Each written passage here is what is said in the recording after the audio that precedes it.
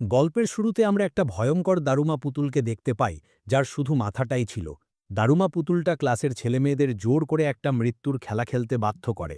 খেলাটা ছিল এমন, পুতুলটা একদিকে মুখ ঘুরিয়ে একটা গান গাইত, আর যখনই সে ছাত্রছাত্রীদের দিকে ফিরত, তখন যদি কাউকে নড়াচড়া করতে দেখত, তাহলে তার মাথা ফাটিয়ে মেরে ফেলছিল।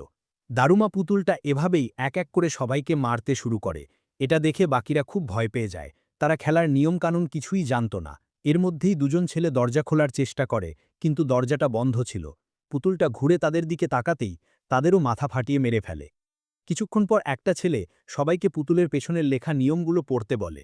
সেখানে লেখা ছিল, যদি পুতুলের পেছনের বোতামটা টেপা যায়, তাহলে খেলা শেষ হয়ে যাবে। এটা পড়েই একটা ছেলে দৌড়ে গিয়ে বোতামটা টেপার চেষ্টা করে, কিন্তু দুর্ভাগ্যবশত দারুমা পুতুলটা তার দিকে ঘুরে যায় আর তাকেও মেরে ফেলে। এবার ছাত্রছাত্রীরা পরিকল্পনা করে যে পুতুলটা যখন অন্যদিকে তাকিয়ে থাকবে, তখন তারা ধীরে ধীরে এগিয়ে গিয়ে বোতামটা টিপে দেবে। কিন্তু শুন নামের একটি ছেলে দেখতে পায় যে পুতুলটার মধ্যে একটা টাইমার চলছে, আর মাত্র কয়েক মিনিট বাকি আছে। এটা দেখে বাকিরা তাড়াতাড়ি বোতাম টেপের জন্য দৌড়াতে থাকে, কিন্তু কেউই সফল হতে পারে না। দারুমা পুতুলটা প্রায় সবাইকেই মেরে ফেলে। শেষে শুধু শুন আর আরেকটা ছেলে বেঁচে থাকে। মেঝেতে ছোট ছোট ক্যান্ডি বল ছড়ানো থাকায় পুতুলের কাছে পৌঁছানো খুব কঠিন ছিল। এমন সময় অন্য ছেলেটার মাথায় একটা বুদ্ধি আসে। সে শুনকে বলে, তুমি আমার কাঁধে উঠে লাফ দিয়ে বোতামটা টিপে দাও। সময় প্রায় শেষ হয়ে আসছিল। সৌভাগ্যবশত শুন ছেলেটার কাঁধে চড়ে লাফ দেয় আর পুতুলের পেছনের বোতামটা টিপে দেয়, যার ফলে টাইমার বন্ধ হয়ে যায়। শুন আর ছেলেটা তাদের জয়ের আনন্দ করবে ভাবছিল, ঠিক তখনই হঠাৎ করে ছেলেটারও মাথা ফেটে যায়। এরপর দারুমা পুতুলটা শুনের কাছে এসে বলে, এই খেলার নিয়ম অনুযায়ী যে বোতাম টিপেছে শুধুমাত্র সেই বেঁচে থাকবে। পুতুলটা আরও বলে, তুমি একটা ইঁদুর, শীঘ্রই একটা বিড়াল আসবে। শুন পুতুলের কথার কোনো মানে বুঝতে পারে না। এর মধ্যেই ইচিকা নামের একটি মেয়ে ভয়ে ভয়ে সেখানে পৌঁছায়। ইচিকা শুনের বন্ধু ছিল এবং সেও শুনের মতোই এই খেলাই জিতেছিল। শুন ইচিকাকে জিজ্ঞেস করে, কি হচ্ছে এসব, তুমি কিছু জানো? কিন্তু ইচিকাও শুনের মতোই কিছুই বুঝতে পারছিল না। তারা দুজনেই খুব বিভ্রান্ত ছিল। তারা পুলিশকে ফোন করার চেষ্টা করে, কিন্তু ফোনে কোনো নেটওয়ার্ক ছিল না। তারা সেখান থেকে পালানোর চেষ্টা করেও সব দরজা বন্ধ ছিল। এমনকি কাঁচ ভাঙার চেষ্টা করেও তারা ব্যর্থ হয়। এরপর দৌড়াতে দৌড়াতে তারা একটা দরজার কাছে পৌঁছায়। ভাগ্যক্রমে সেই দরজাটা খুলে যায় আর তারা একটা বাস্কেটবল জিমে গিয়ে পৌঁছায়। সেখানে আরও অনেক ছাত্রছাত্রী ছিল, যারা এই মৃত্যুর খেলা থেকে বেঁচে গিয়েছিল। তাদের বেশিরভাগই ইঁদুরের পোশাক পরেছিল।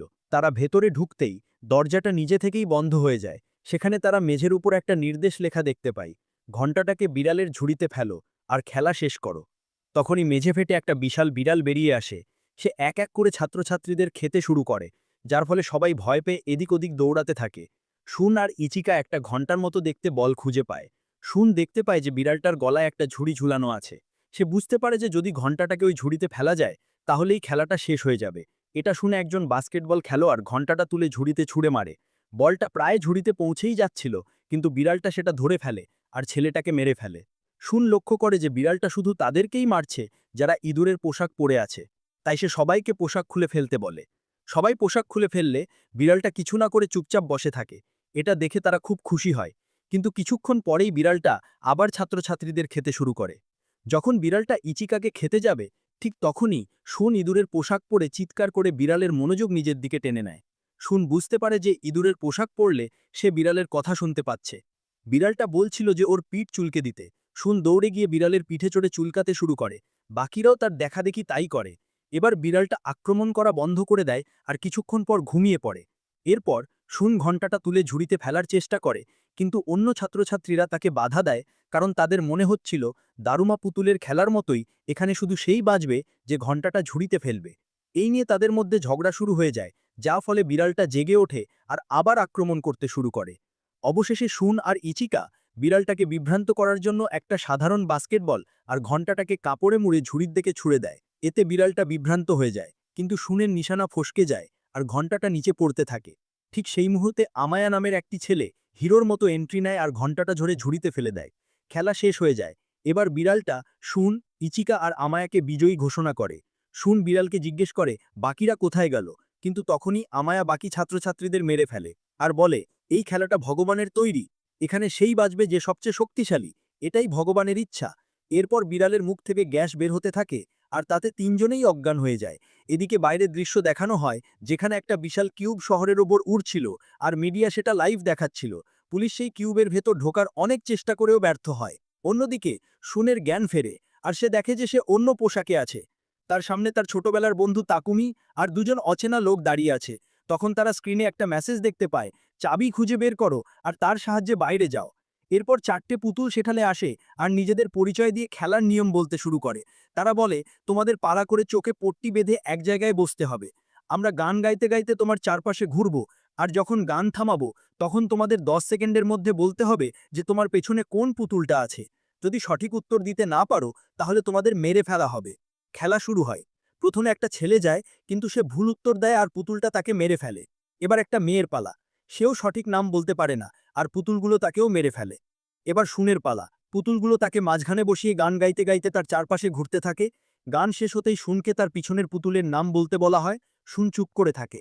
তभी এক আওয়াজ আতি হ্যায়, টাইম আপ। শুনের পেছনের পুতুলটা বলে, এখন তুমি মরার জন্য তৈরি হও, কারণ তুমি উত্তর দাওনি। শুন সেই পুতুলের গলা শুনেই তার নাম বলে দেয়। এটা শুনে 4টে পুতুলই হাসতে থাকে। তারা বলে, তোমার উত্তর গ্রাহ্য হবে না, কারণ সময় শেষ হয়ে গেছে। তখনই শুন আসল রহস্য ফাঁস করে।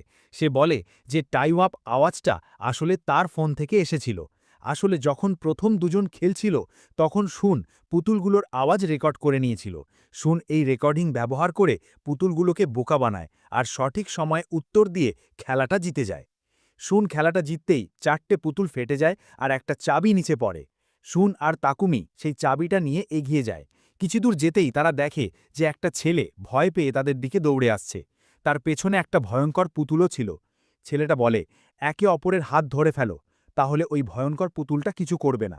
যেই তারা একে অপরের হাত ধরে, পুতুলটা ফিরে যায়। তখনই তারা একটা মেয়ের চিৎকার শুনতে পায়। ওটা ইচিকার গলা ছিল। ইচিকা সেই ভয়ঙ্কর পুতুলের হাত থেকে বাঁচার জন্য দৌড়াচ্ছিল। এটা দেখে শুন লাফ দিয়ে তার হাত ধরে তাকে বাঁচিয়ে নেয়। এরপর তারা সবাই একটা ঘরে পৌঁছায়, যেখানে আগে থেকেই আরও দুটো ছেলে ছিল। সেই ঘরে একটা দেওয়াল ভেঙে একটা বড় পুতুলের মাথা বেরিয়ে আসে।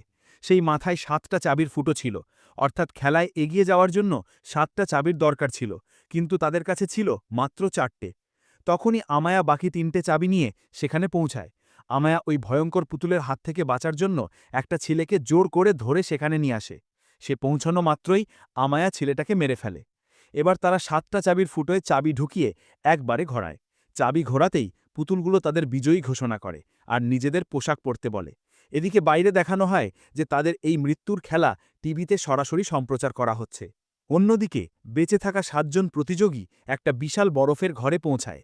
সেখানে তাদের সামনে একটা বিশাল সাদা ভাল্লুক আসে আর বলে, যারা মিথ্যে কথা বলে আর যাদের মন কালো, আমি তাদের প্রচণ্ড ঘৃণা করি। তাই এই খেলায় তোমাদের একমাত্র কাজ হলো সত্যি কথা বলা। যে মিথ্যে কথা বলবে তাকে মরতে হবে।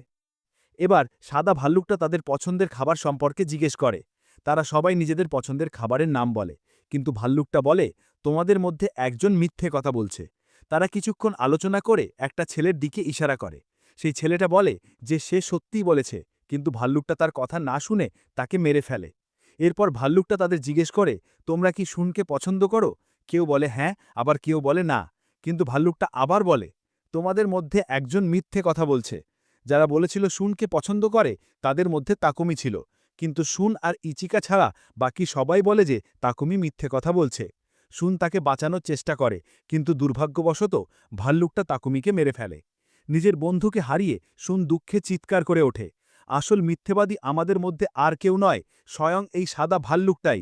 শুনের কথা সত্যি প্রমাণ হয়। এটা বলতেই সাদা ভাল্লুকটা কালো ভাল্লুকে পরিণত হয়, আর তারা সেই খেলাটাও জিতে যায়। এবার বেঁচে থাকা 5জন শেষ খেলার জন্য এগিয়ে যায়। সেখানে 3টে পুতুল এসে তাদের ফাইনাল রাউন্ডে পৌঁছানোর জন্য অভিনন্দন জানায়। তারা বলে, শেষ খেলার নাম হলো কিক দ্য ক্যান, অর্থাৎ কৌটোতে লাথি মারা। তোমাদের 5জনের মধ্যে একজন রাক্ষস হবে, আর বাকি 4জন রাক্ষসের থেকে বাঁচার জন্য লুকোবে। রাক্ষসকে একটা নির্দিষ্ট জায়গায় কৌটোটা রাখতে হবে। সেই সময়ের মধ্যে বাকিদের লুকোনোর সুযোগ দেওয়া হবে। তারপর রাক্ষসকে তাদের খুঁজে বের করতে হবে। যদি রাক্ষস কাউকে খুঁজে পেয়ে তার মুখ দেখে তাকে একটা সেলে বন্দি করে কৌটোতে লাথি মারে, তাহলে সে বিজয়ী হবে। কিন্তু যদি লুকিয়ে থাকা 4জনের মধ্যে কেউ একজন কৌটোতে লাথি মারে, তাহলে বাকি 3জন খেলাটা জিতে যাবে আর রাক্ষস হেরে যাবে। তবে যে কৌটোতে লাথি মারবে সেই কৌটোটা ফেটে গিয়ে মারা যাবে। অর্থাৎ যদি বাকি 3জনকে বাঁচাতে হয়, তাহলে একজনকে নিজেকে বলিদান দিতে হবে। এরপর কাঠির সাহায্যে রাক্ষস বাঁচা হয়। যে কাঠির মাথায় লাল দাগ থাকবে সেই রাক্ষস হবে। আর সেই কাঠিটা পায় আমায়া। আমায়া কৌটোটা নির্দিষ্ট জায়গায় রেখে বাকি 4 জনকে খুঁজতে শুরু করে। সে সহজেই দুজনকে ধরে ফেলে, একটা সেলে বন্দি করে দেয়। কিছুক্ষণ পর আমায়া শুন আর ইচিকার লুকোনোর জায়গাতেও পৌঁছায়। তখন ইচিকা নিজেকে বলিদান দেবার জন্য আমায়ার সামনে চলে আসে আর তার মনোযোগ অন্যদিকে ঘুরিয়ে দেয়। এই সুযোগে শুন লুকিয়ে পড়তে সফল হয়। আমায়া ইচিকাকেও ধরে সেলে বন্দি করে দেয় আর বলে, শোন, তোমাকে আমার খোঁজার দরকার নেই, কারণ আমি 3 জনকে ধরে ফেলেছি। ইচিকা শুনকে বাইরে আসতে বারণ করছিল, কারণ আমায়া তাকে উস্কাচ্ছিল। কিন্তু শুন একটা ভারী বর্ম পরে বাইরে আসে আর আমায়াকে বলে, তুমি আমার মুখ দেখতে পাবে না। শুনের কথা শুনে আমায়া হাসতে হাসতে তার দিকে এগিয়ে আসে আর তার হেলমেটটা সরিয়ে কৌটোতে লাথি মারতে যায়। কিন্তু ঠিক সেই মুহূর্তে শুন খুব চালাকির সাথে তার বর্মর চেন দিয়ে আমায়াকে বেঁধে খালে। আমায়া কিছু বোঝার আগেই শুন জলে ঝাঁপ দেয়। চেন দিয়ে বাঁধা থাকায় আমায়াও তার সাথে জলের দিকে খিঁচে যায়। আমায়া শুনকে ওপরে তোলার চেষ্টা করে, কিন্তু কিছুক্ষণ পর সে বুঝতে পারে যে শুন আগেই বর্মটা খুলে ওপরে উঠে এসেছে আর কৌটোতে লাথি মারার জন্য এগিয়ে যাচ্ছে। এটা দেখে আমায়া কোনো মতে চেন ছিঁড়ে কৌটোর দিকে দৌড়ায়, কিন্তু শুন তার আগে কৌটোতে লাথি মেরে দেয়। খেলার নিয়ম অনুযায়ী কৌটোটা ফেটে শুনের মরে যাওয়ার কথা ছিল, কিন্তু কৌটোটা ফাটল না। এটা দেখে সবাই অবাক হয়ে যায়। তখন পুতুলগুলো এসে হাসতে হাসতে বলে, খেলাটাকে আরও মজাদার করার জন্য আমরা মিথ্যে বলেছিলাম। না শুনের মরার কথা ছিল, না রাক্ষসের, অর্থাৎ আমায়ার। এরপর 5 জনকেই বিজয়ী ঘোষণা করা হয় আর পুতুলগুলো তাদের আইসক্রিম দেয়। তারা খুশি হয়ে আইসক্রিম খায়, কিন্তু আইসক্রিম শেষ হতেই তারা দেখে যে কাঠির ওপর কিছু লেখা আছে। পুতুলগুলো বলে, এই খেলা সেই জিততে পারত যার মধ্যে শক্তি, বুদ্ধি আর ভাগ্য আছে। এবার দেখা যায় যে শুন আর আমায়ার আইসক্রিমের কাঠির ওপর লেখা ছিল, তুমি বেঁচে গেলে। আর অন্যদিকে ইচিকা আর বাকি দুজনের কাঠির ওপর লেখা ছিল, তুমি মরবে। তখনই পুতুলগুলো ইচিকা আর বাকি দুজনকে মেরে ফেলে। কিন্তু শুন কিছুই করতে পারে না, সে শুধু দুঃখের সাথে দেখতে থাকে। আমায়া খুব খুশি হয়। এরপর আমরা দেখি যে তারা সেই বিশাল কিউব থেকে বাইরে বেরিয়ে আসে। এখানেই প্রকাশ পায় যে তাদের এই সমস্ত মৃত্যুর খেলা ওই কিউবের ভেতরেই খেলানো হচ্ছিল, যা মিডিয়া সরাসরি সম্প্রচার করছিল। শুন আর আমায়া কিউব থেকে বেরোতেই নিচে দাঁড়িয়ে থাকা ভিড় তাদেরকে ঈশ্বরের সন্তান বলে চিৎকার করতে থাকে। আর এখানেই সিনেমাটা শেষ হয়ে যায়।